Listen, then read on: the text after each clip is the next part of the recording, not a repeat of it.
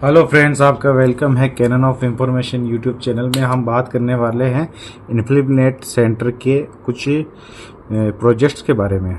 इसमें एक प्रोजेक्ट है शोध गंगा। शोध गंगा है इंडियन थीसिस का एक रिसर्वर है, यानी कि यहाँ पर इंडियन यूनिवर्सिटीज़ में हुए शोध प्रबंधों, जिसको कहते हैं अपन थीसिस का कंप्लीट इलेक्ट्रॉनिक पाठ्य प्रदान करता है। यानी कि जो यूनिवर्सिटीज़ में जो शोध होते हैं उनको इलेक्ट्रॉनिक रूप में हमको प्रदान करता है। कौन करता है? शोध गंगा।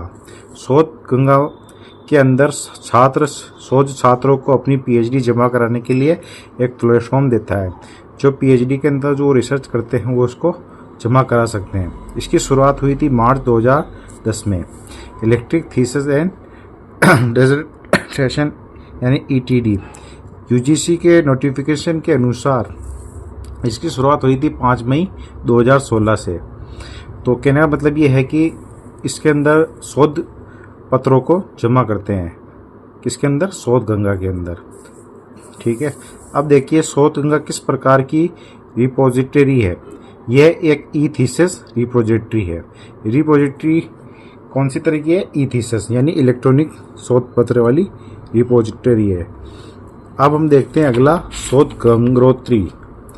शोध गंगोत्री इंडियन यूनिवर्सिटीज़ में चल रहे शोध का सिनॉप्सिस का इलेक्ट्रॉनिक पाठ्य प्रदान करता है। सिनॉप्सिस का मतलब होता है रिसर्च टाइटल, यानी कि जो रिसर्च चल रही है उसके टाइटल हमको किस में मिलते हैं? शोध गंगोत्री के अंदर हमें जो रिसर्च चल रही है उनके बारे में मालूम चलता है। और शोध की जानकारी को कहते हैं अपन रिसर्च इन प्रोग्रेस। इसको कहते हैं अपन RIP, रिसर्च इन प्रोग्रेस कहते हैं किसको? शोध की जानकारी को। अब हम देखते हैं इसके आगे शोध गंगोत्री किस प्रकार की रिपोजिटरी है। ये एक ई सिनॉप्सिस यानी ई सार वाली रिपोजिटरी है। देखो, जो ये शोध गंगा थी वो तो ई थीसिस वाली रिपोजिटरी थी, ई थीसिस। और जो शोध गंगोत्री है वो कौन सी है? ई सिनॉप्सिस यानी ई सार वाली रिपोजिटरी है। ठीक है, अब हम देखते हैं भारत में रिसर्च इन प्रोग्रेस डेटाबेस किसका है।